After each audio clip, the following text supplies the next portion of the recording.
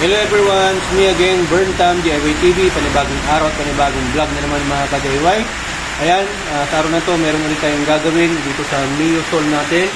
Pero bago natin tuloy ang video, shoutout muna natin, Analyst Vlog, pag-subscribe sa YouTube channel at pag-follow yung Facebook page niya. Ayan mga ka-DIY, maulang araw sa inyo, pakita mo, umulan dito sa San Carlos City, Pangasinan. Yan, maulan, walang customer dito sa shop, kaya gagawin na lang natin itong Yamaha Mio Sol natin.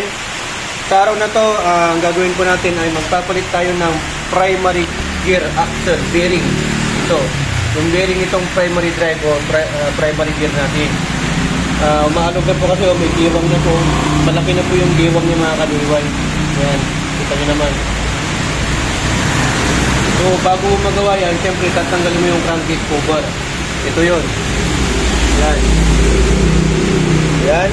Nilinisan na rin natin to at nagpalit na rin tayo ng clutch spring. So hindi na natin to itatopic kasi may ibang topic, may ibang vlog na tayo para dyan kung paano magpalit ng center spring, clutch spring at itong fly balls at itong yan, short drive.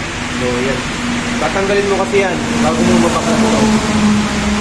So ito mga ka-DIY, meron dito mga tornilyo at tanggalin mo to. At ito pala yung bearing na ipapalit natin. Yan, Yamaha Genuine 6203 bearing.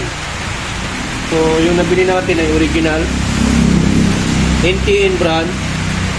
Hindi ko kasi masyado makita. Made in Canada po yan mga ka-DIY. So, kamahalan po ito. Marami naman pong brand, NSK, Puyo, mga ganyan. Ito naman NTN. Made in Canada po ito. Kung ano yung nakalagay sa box na Made in Canada, nakalagay yan. Kita mo. Yan din po ang nakalagay po dito. 6203 bearing. Yan eh. Tapos papalitan din natin siya ng oil seal. Yan, yung oil seal natin. Yan yung code niya o part number na tinatawag. So yan mga ka-DIY, bago natin mabaklas to, dapat naka-ready yung sanggana kasi magbubuhos yung gear oil. At meron din tayong gear oil na naka-ready na. Yan. Mamaya natin bubuksan yan. Buksan muna natin ito. Pwede na gasket. So kung gusto nyo lang palitan yung gasket niya. Pero pag pwede pa, lagyan nyo lang yung gasket dito. Yan. Yan o, nabubuhos na yung ano niya, gear oil. Ayan mga ka-DIY, hindi nyo pwedeng pagpalitan to kasi may kanya-kanya silang sukat ng haba. Ito, dito naman to, isang maliit. So, tandaan nyo na lang. Yan, last but not the least. Tapos babaklasin na natin. Yan. Mga bearing sa loob eh. Yan. Ganda lang natin. Yan yung laman loob niya. At saka may washer po siya. Itong washer na to mga ka-DIY, hindi nyo pwedeng pagbaligtarin yan. Kasi pag pinagbaligtad nyo yan, hindi pwede. Yan, dalawa yung washer niyan. Itong makapal, nandito sa may unahan. Dito mismo sa may cover. Tapos ito, nasa ibabaw, yung manipis. Kikita nyo naman, mag-iba ng kulay. Huwag nyo pagbabaligtaran yan. Tapos ito, dapat may balik nyo yan lahat kasi spacer nila to eh. Pag wala tong spacer na to, pag hindi nyo na naibalik or mali yung pagbabalik ninyo, magagasgasan to mga to. Ito yung mga gear. Yan, secondary at primary. Ito yung nagpapaikot dito sa gulong. Yan o. Yun. Ito yung primary, yung secondary. Ito may axle din yan, may bearing din yan. Yun naman yung nandun sa gulong. Pwede mong palitan to. Ito, ang alam ko dito mga ka-DIY, ang stock na sukat nito, 1342. Sa mga gusto mag-racing, pwede nyo i-try 1440. Ganun. The more na lumiliit. Parang sa kanila din po yan, mas mabilis. Kaya lang po, hindi niya kayang buhatin yung mga malalaking gulong. So yan mga ka-DIY, papansin nyo, kunti lang talaga yung oil ng mga to. Ito lang naman yung pinapaikot na nilolubricate ng ano eh, yung langis natin. Gear oil po ito hindi engine oil. Magkaiba po yun. So mapapansin nyo naman, malinis naman, walang sludge, walang namuong putik. Kasi nagpapalit po talaga tayo dito every sinusunod natin yung specification. So ito yung papalitan natin na bearing kasi maalog na. Mapansin nyo naman mga kadewa, maalog na siya. Nag-iiwang. So para mapalitan natin to, tatanggalin muna natin to. Size 8 yung bolt na to. Okay? Kaya mga kadewa, gamit kayo ng size 8 para matanggal to kasi ito yung nag-hold dito sa bearing para hindi kumalas. Ingat nyo po mga kadewa, pag ito, nahawakan nyo kasi magaspang, baka masugat po kayo.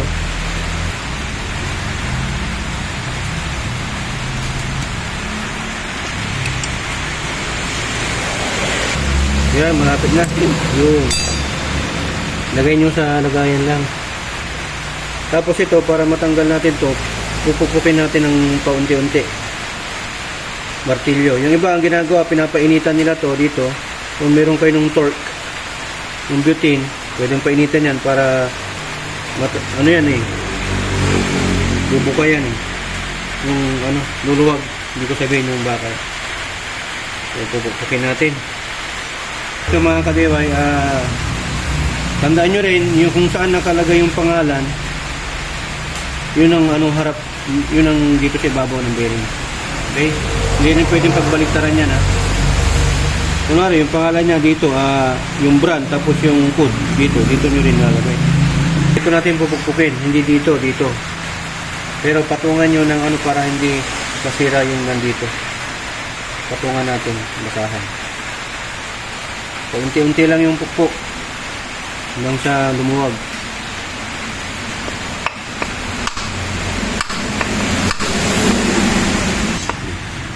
Yan, malapit na pong matanggal mga kadeway. Yun, napalakas ng pukpok. Pero pag nagpupukpok kayo, dapat isentro ninyo kasi baka magka-crack. Yan. So ito yung papalitan natin na bearing. Para matanggal natin to, may circlip dito. Yan yan, tatanggalin natin itong circlip. Tapos itong oil seal, pag gusto nyo ng palitan nyo na. Kasi para minsan baklasan na. Pero pag wala pa kayo nabili, pwede namang ibalik yan. Kasi ikita nyo naman, walang tagas naman eh. Wala naman siyang tagas. Pero sa amin, papalitan na namin. Yan, punasan natin para mas makita natin mga kadeway. Double check natin kung kalog na ba nga talaga. Yan. So hawakan natin yung bearing. Tapos ano natin yan. Ayun, kalog na. Yan kalog na po talaga mga kadeway. May kalog na nga talaga siya. Yan may giwang na. So para matanggal natin to, yan ipangano tayo ng circlip. Okay. Yan kailangan tanggalin pa to. Sa pagbabalik dapat ganun din. Tanggal natin tong bearing. Yan diba? Ilihain lang natin tong medyo kumalawang na to kasi yan ang ayaw magtuloy tong bearing para matanggal eh. Okay? Yan, lihain natin ng konti gamit ang 1000 or mas mataas para mas pino lang. Tanggalin na natin itong kalawang.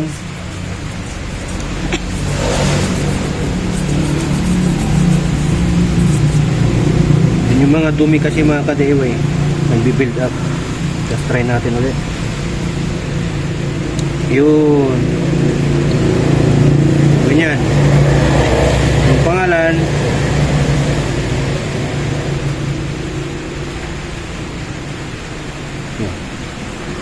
Kaya mga kadiway, yan nakalagay dito TMS. Ito rin TMS. Mga code niyan. Dito sa likod nakalagay 6203 yung part number. Tapos made in Canada.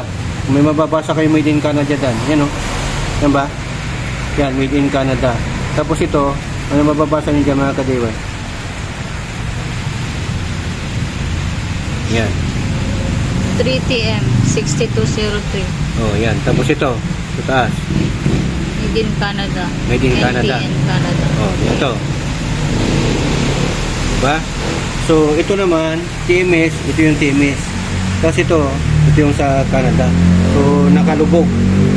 Diba? So, yun ang gagayahin natin. Tama. So, tatanggalin na natin to. Tapos, ito yung TMS, ito yung nandito. Ito lang magpalit, pero linisan muna natin to. Nasa natin. So, ayun mga ka-DIY, iba-ibang klase ng bearing. Depende sa brand. Yung iba may sealed, may takip. Pwede nyo buksan yun, lagyan nyo ng, o dagdagan nyo ng grasa. Pero depende sa grasa na nilalagay. May pang-bearing. Okay? Dito sa atin, hindi na natin lalagyan ng grasa kasi nasa loob naman yan, nalalangisan naman yan mga ka-DIY.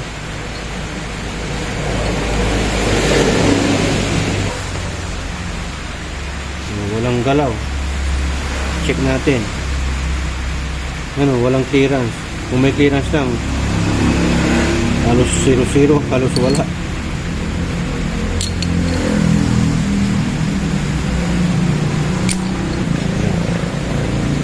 Ito may alog na talaga. Yan oh, ang laki ng alog niya, ang giwang oh. Oh. Diba? Yan oh. Tama. Sumasayaw na mga ka-DIY oh. Oh. Yan o, parang may awang. May awang siya dito, may guide. So, dyan mo ilalagay yung circlip.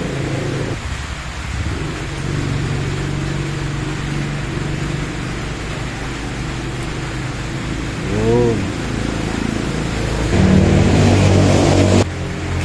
Yan, dito po natin itatapat yung circlip sa may kanal para mag-lock.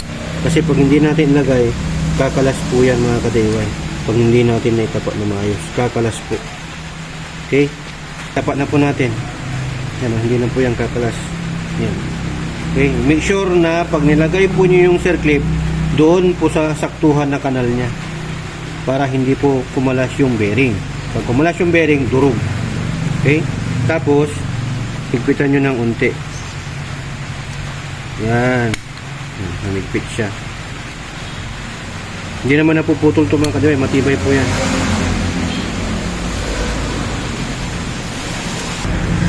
Yan, tatanggalin din natin itong wheel seal niya mga ka-DIY. Muna.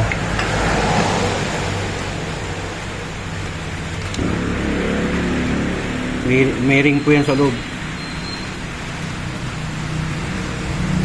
Tignan natin kung tama. Yun, same lang sila. Yung kulay ng original, yung stock, brown. Ito naman, itim. Made in Indonesia naman yata ito. Ayun, Indonesia nga. Yung palabas, tanggalin natin. Yan, tanggalin na rin natin itong oil seal niya mga ka-DIY. Sa pagtatanggal, palabas po yan mga ka-DIY. Tulak nyo lang. Yan o, palabas.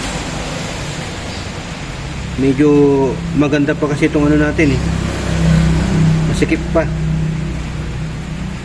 Tiisin nyo lang.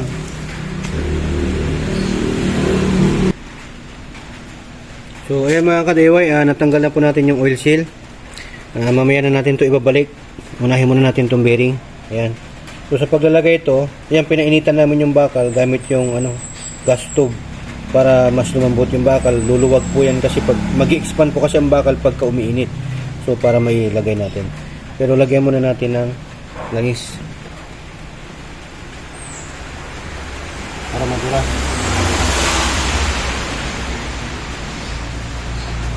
Yan.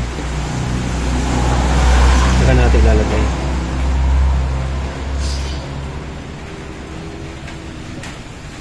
Okay mga ka-DIY. Init. Yan. Pag pupukpukin nyo to, dapat sentro. Huwag nyo pupukpukin dito mga ka-DIY, masisira. Dito. Sa gilid-gilid.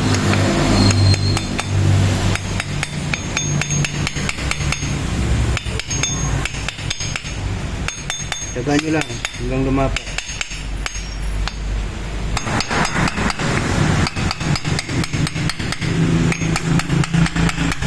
Dapat natin maigi. Dahan-dahan lang ito mga ka-DIY. Tiyagaan lang natin. Hindi kasi natin pwedeng pupukin dyan. Lagyan nyo na ng langis.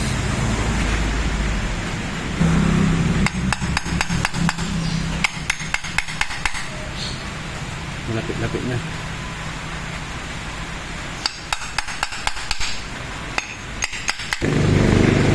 Okay na yan.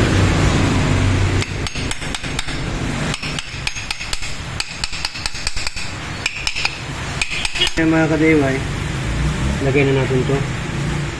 Make sure lang na yung bakal dito, yung surface nito, tapos to, magkaparehas lang. Para lapat na lapat. Saka natin babalik itong ano niya. Black.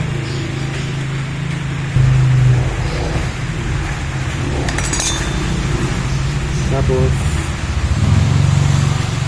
ano, wala na siyang alog. Saka natin lagay ito, papasok naman. Lasan din natin. Hindi na namin napakita sa inyo kasi sa gas range namin ito nito para madaling ipasok.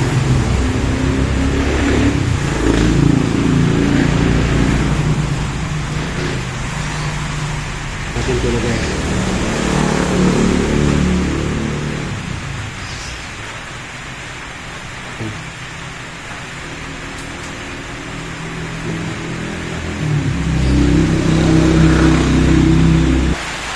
So ito yung ginamit namin na panulak doon sa oil seal mga ka-DIY para pantay po siya, sabay-sabay po na babagsak. Tapos pinukpok na lang po namin ng ganyan.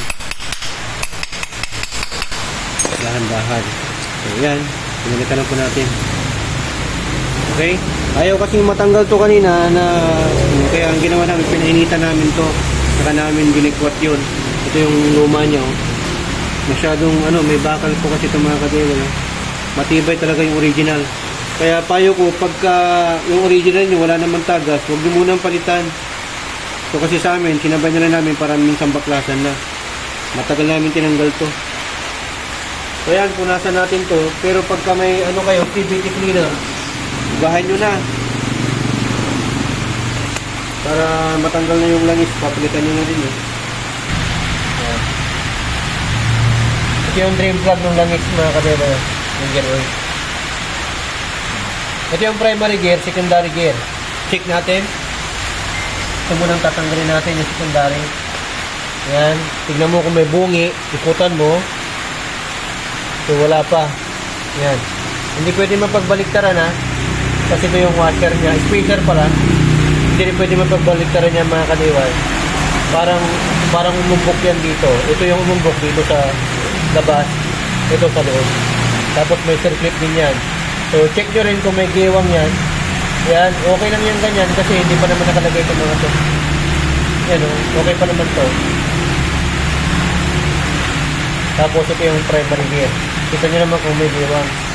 Yan, okay lang yan. May plate po talaga yan. May clearance po talaga yan kasi hindi pa nakalagay itong mga to. Pagka nailagay na lahat yan, doon mo matisip kung talagang may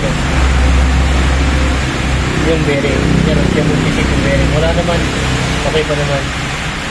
So, ito yung pwede nyong palitan parang sa kadena para pag gusto nyong mas mabilis, yun.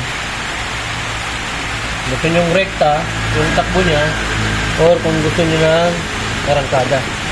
Maliban sa mga class spring, class sliding at sliding. So, yan, okay naman. Wala namang namuong mga kayod. Yung iba kasi may mga kayod bakal.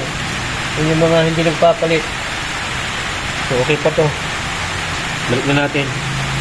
Ito, hindi mo talaga ito mapagbabaliktaran kasi meron para dito. Malinis pa naman Tapos ito, gaya na sinabi ko, ito yung nasa ilalim.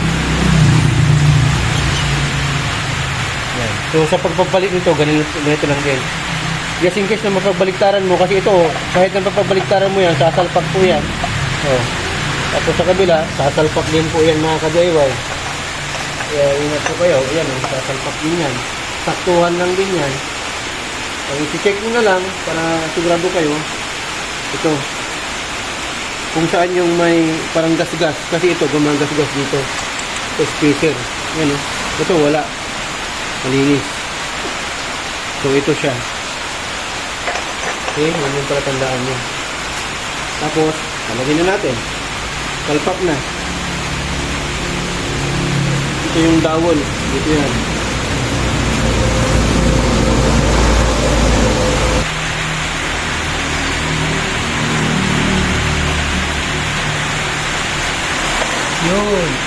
Tapos check nyo, dapat mapapaikot niya yan. Yan oh. Oh, diba? Ano, 1, 2, 3, ibig sabihin, magkasunod-sunod po yan. Ito yan.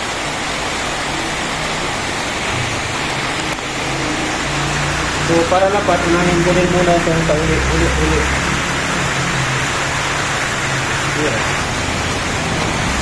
So, ito yung tornilyo na mahaba para dito to. Tapos itong mahaba din dito naman. Kanya-kanyang sukat po yan mga ka-DIY.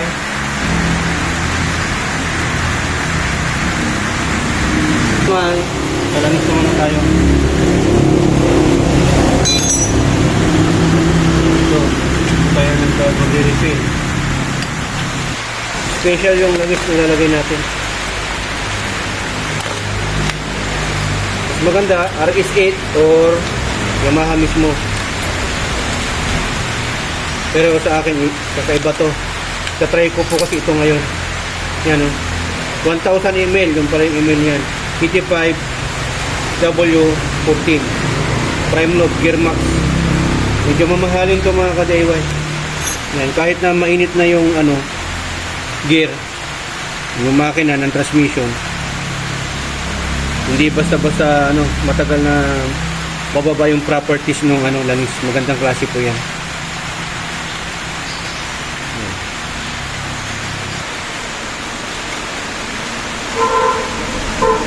Gear oil. Malapot po talaga to. So, ipakita ko sa inyo. Ayan. Ayan.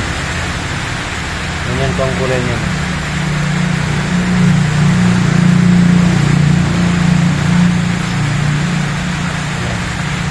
Hindi basta-basta nauubos to, yung nag-evaporate. Hindi po kasi malapot po ito. Nasa yata ito mga ka-DIY? 700, 800. So, basta 500 to 700 yata ito. Yung mga Yamaha Loop, nasa 200 kasi na yata yung mga 300. Ito special oil po kasi ito.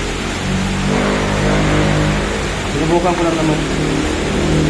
Pero ang gamit ko po talaga ay Yamaha Loop or RS8. Sabihin, yung breather nito, pumapasok yung tubig. Lahat po kasi ng yung transmission, may breather po yan. So, ingatan nyo, pag nagpapakarwas kayo, pag naguhugas kayo ng motor nyo, ingatan nyo mapasukan ng tubig kasi papasok yung tubig dyan. Yan, nakaano tayo. Broken size, 810. Sa pagkakabit,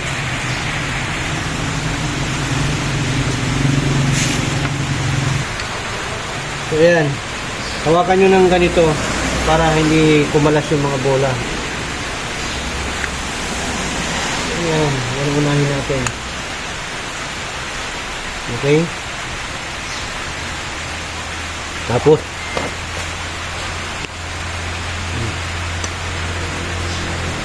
ano natin yung washer. May magic washer tayo. Isa lang yung nalalagay natin mga kadena. Tapos ito na. Naka 13.5 angle tayo.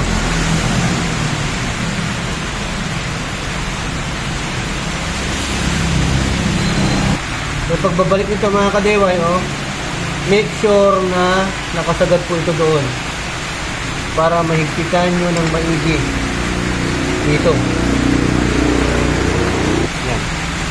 Kasi pag hindi nyo mailagay ito ng maayos dito, hindi nyo may higpitan dito, kakalas po ito, mabubungi po ito, mangyayari, tulas po ito, magpapamatinsat kayo.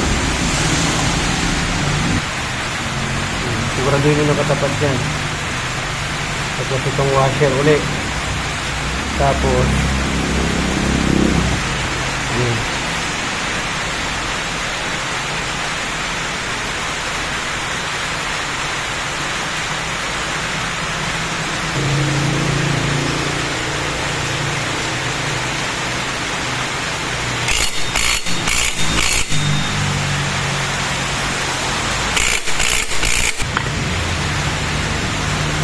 Yun.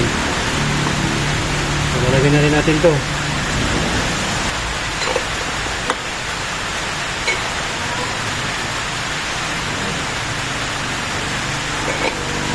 kung pagkasunod-sunod niya. Tapos meron pa to.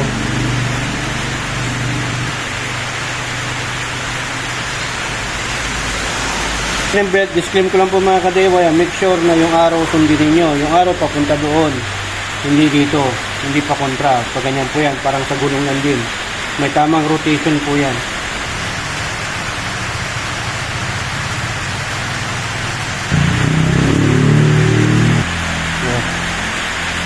Yan. Lagay nyo muna, unahin nyo muna dito. Tapos ito, ganun nyo lang para sumikip sa ilalim.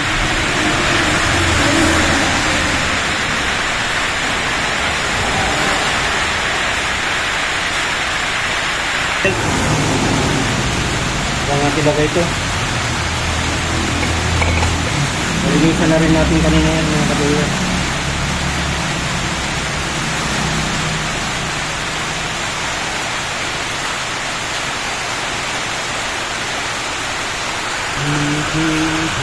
So yan, ihigpitan na po natin mga kadewa para matestin na natin kung okay pinagawa natin.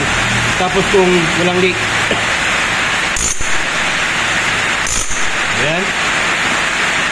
Ilang higpit na rin tayo kanina eh. So tingnan natin kung maalog pa. Yun, ganda na oh. Kanina diba talagang maalog? Ayun, okay na. Yan, simple lang yan na may clearance po talaga yan. Kasi ilalagay pa natin yung crankcase cover. So may bearing din dito. Yan yung mag-hold dyan. Ganyan oh. So para makita kung alog talaga to, kita push mo na ganyan. Ayan, okay na. Tingnan natin ngayon kung may leak.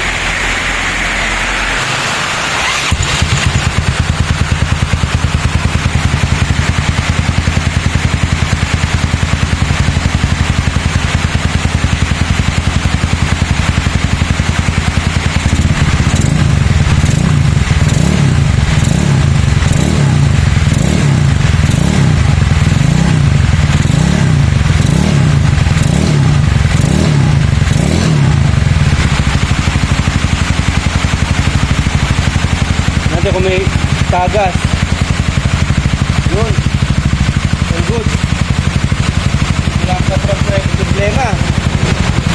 Ganda nung pinagawa natin mga kadewa eh.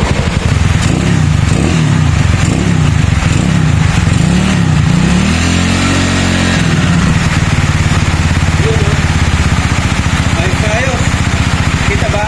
Magkit dito, bumaba doon. Yun, so lagay na natin yung crankcase cover. So yan, kakabit na natin yung crankcase cover mga kadiway. Pang Novo po yung nilagay natin. Carbon tip.